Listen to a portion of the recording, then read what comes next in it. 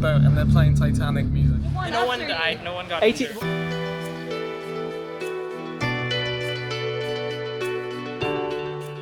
This video will not be a typical take on the Gilis. We're not here to sugarcoat or look at things through rose-coloured lenses. These islands face some serious problems, and whilst it's appealing to make another pleasant vlog, the internet is oversaturated with this type of content. Sometimes it's important to reflect on our impact as travellers. We are Kuba and Lydia, you're watching Home as Abroad, and this is our honest reflection on the Gilis. We begin with our first ever fast boat crossing. We had a bit of a research sesh just to make sure we're going with something that has like a good safety record, because when we started looking up some of the cheaper ones, it was sketchy at best, only for fast boats. The ferries themselves are meant to be decent, although there have been incidents on those as well. In fact, we met Ethan yesterday and he told us when he was going to Nusa Penida, he literally saw a ferry capsize. No one died, no one got injured. My main concern isn't so much drowning, because we probably won't, but if we lose our stuff, I will lose my ship. She needs to sort out her priorities. We've taken some anti-sickness meds called Aviamarin. I used to take it when I was a kid. For some reason I remember it being quite sweet, and it wasn't. It was very bitter. But I do remember it also being quite effective, so we both get a bit of seasickness. So fingers crossed. Hello, buy some drink water, beer, mister? I'm okay, thank you. We're about to embark. The staff were pretty reassuring, with smiles all around, and the boat itself was clean and comfortable. We're about to take off. Wish us luck. This safety video may be little unique. And unique it was, as was the whole experience, to be honest. Especially the choice of playlist. The playlist so far started with an instrumental Killing Me Softly, then it was If I See You in Heaven, and now we've got My Heart Will Go On from Titanic. I personally loved the dark humour, but Liz, who was glued to his seat, didn't find the irony as entertaining. P.S. Headbanging on the speedboat is not a good idea. That just made me so dizzy.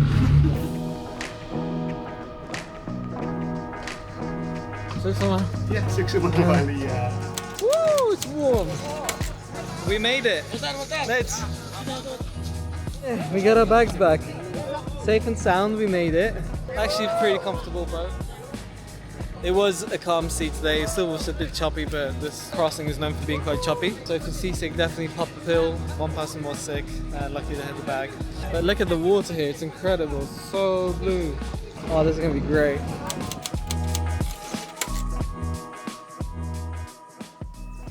Good morning! Good morning. It is 9:30 a.m. on Gili T, and the town is asleep. We're gonna go to explore Gili Meno today. We want to see turtles and we want to see natural stuff and make Swim more in the animal sea, friends. Maybe snorkel. Definitely if I snorkel. can break through my fear. This is very much party town central. Like, Are we old? I think we're no, old. we're just, like you said this morning, we've got different priorities. Different priorities. I'm all up for a party. We might go for one. We might do a little dancey dance, but we didn't come across the world to get wasted. We were here last night, and basically like every other person you meet, like the locals on this main strip, is like, you want to buy mushroom? You want to buy weed? Oh my God. Word of advice, Indonesia has like some of the strictest drug laws in the world. There is even the death penalty. It's obviously for the most extreme cases, not advisable to come here and get caught. There is essentially no police presence on this island, but there are anecdotal stories of sup guys? There are anecdotes. I was waiting for Homer. There's a lot of anecdotal evidence of police doing like undercover raids, so they will come and do like a check-in, unannounced check-in on the island, undercover. Seriously, think twice before treating Gili T as a party island. You're visiting someone's home that wasn't built for such an influx of tourists and the things tourism brings with it. More on that later. This particular morning we slept in a little too hard, and missing the cheaper public boat, had to opt for one of these private fast boats. Luckily, Kuba's pretty savvy on the negotiation front and scored us a solid discount. Snorkeling here. You see the statue? Yeah, statue.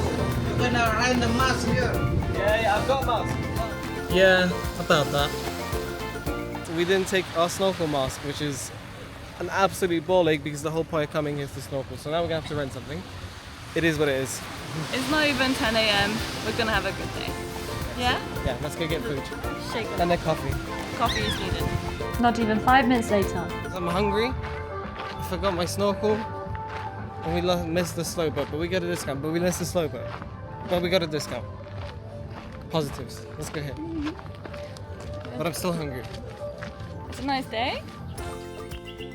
Hello. So true. I'm worried if I make sudden noise, she will go crazy again and kick the wood. And I was like, whoa, Homer, please, please. Tranquilo, por favor. After a quick bite and some serious brain rot at the local varung, courtesy of the heat, it was time to rent some snorkeling gear and hit up the famous underwater statues.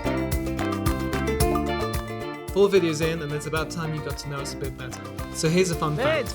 Liddy has a huge fear of the open sea. And what you're seeing right now, her very first time swimming in it. Alright, let's go swim towards the statues. Just over there where those people are. Hopefully we don't drown. I'm not the strongest of swimmers. Fingers crossed. Here's what it looked like from our perspectives. With Liz on drone duty and me, well...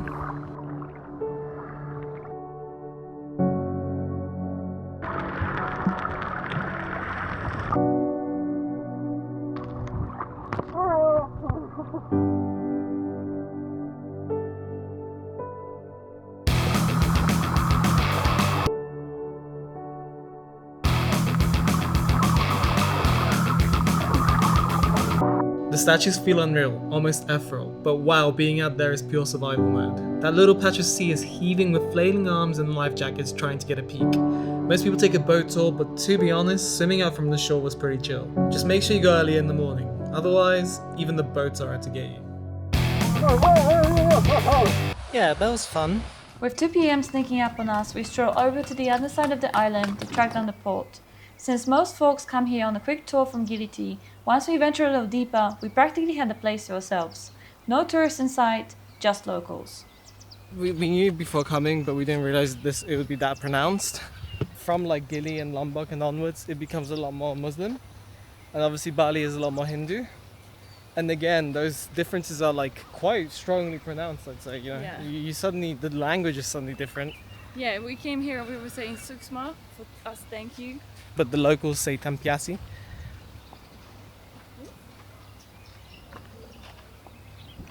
So Liz has had literally one small biltong beer. What? So Liz has had literally one small biltong beer. Bintang. And she is pretty wavy. Oh my god. That is low-key terrifying. Who hurt you, Mr. Camel? Dakari sweat. The sound can only be one thing. Pocari sweat. Pretty sure this is a Japanese product. Not sponsored. Yeah. We pretty much had the beach on the other side all to ourselves. I was swimming towards the shore and there was one turtle that was maybe like 3 arms length away from me. It was incredible. We had like a little moment just looking at each other above the water.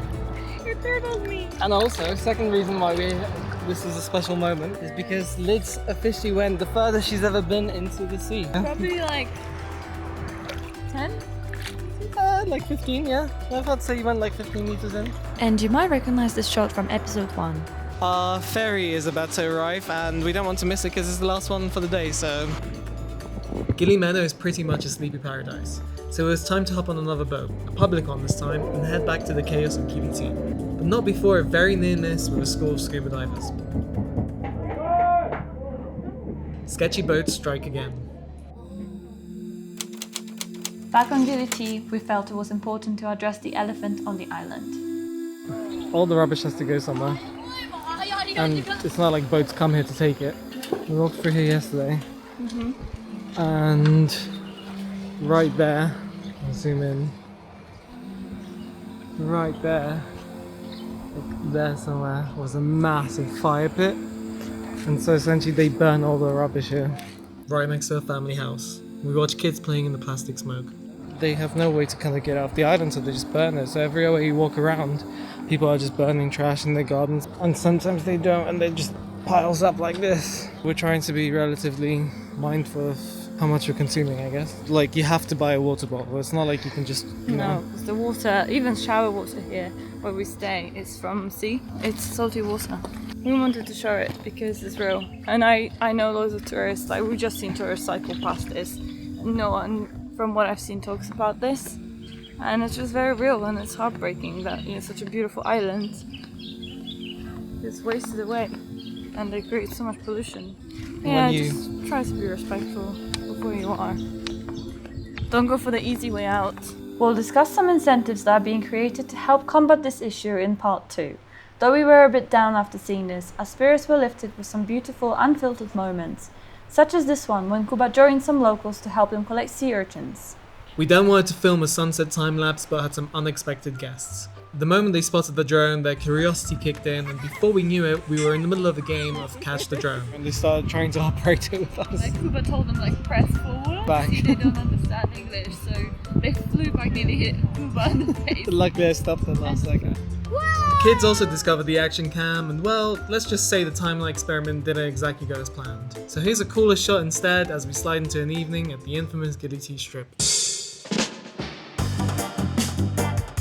Though we got pretty honest about this strip earlier, if you look past the endless merchants pitching a good time, you can actually find some real fun here. The strip wraps all around the island, shifting from swanky beach clubs to peaceful spots with lush hotels, and finally into a full-on party town. What really grabbed us were the insanely talented musicians scattered all over the beach bars. Honestly, our minds were blown by the sheer amount of talent packed into just a 2-minute walk. Like these guys, absolutely unreal.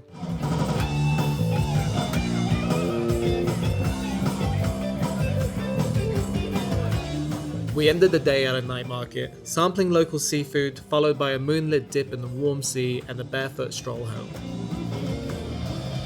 And with that, we're wrapping up this week's video. We actually planned to cover all 3 Gilis in one go, but then disaster struck that very night. Let's just say next week's video takes a bit of a different turn. We'll do a full recap and reflection on the Gilis in the follow-up, including some important mentions about what you can do as a tourist to protect this place. So don't forget to like and subscribe to stay in the loop. We feel so privileged to be able to share these stories with you, and we hope you enjoy them as much as we do. Hope you all have an awesome week ahead. See you soon.